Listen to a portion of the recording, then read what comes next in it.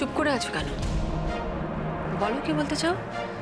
আমি যেটা বলতে চাইছি মা, সেটা আমার পক্ষেও বলাটা খুব সহজ নয়, হয়তো তোমাদের পক্ষেও সেটা। এইভাবে বললে তো ভয় ভয় করে বৌরানী, মনে হয় যে আবার কি দুর্যোগ। দুর্যোগ কিছু নয় রাগামা, কিন্তু আমি যেটা বলবো তার জন্য তোমার ছেলে আমাকে কি মনে করবে আমি জানি না মা, তবে বলতে আমাকে হবে।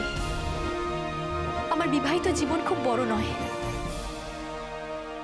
কিন্তু এইটুকু সময় আমার অনেক অভিজ্ঞতা হয়েছে। না চাইতেও বারবার আমাদের সম্পর্কে ঝড় উঠেছে তিস্তার জন্য।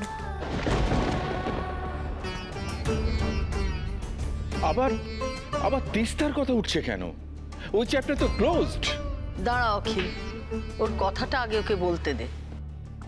তিস্তা এসব করে কি পেয়েছে আমি জানি না রাঙামা, আমি জানি আমাদের অনেক ক্ষতি হয়েছে।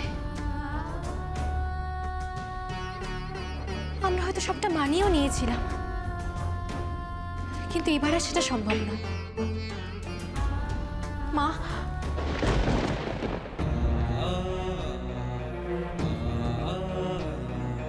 তুমি কি বলছো আমি বুঝতে পারছি না কনক। আমি যেটা বলতে চাইছি মা, তার আগে আমার এই কথাগুলো বলাটা খুব জরুরি ছিল। আর আমি যেটা বলবো তার জন্য আমি আগে থেকেই তোমাদের কাছে ক্ষমা চেয়ে নিচ্ছি।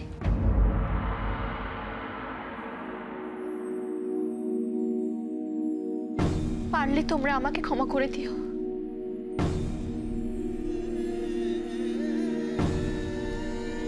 আবারও সবকিছু মেনে নিয়ে তৃতীয়বার এই সম্পর্কে বাধা পড়া আমার পক্ষে আর সম্ভব নয়।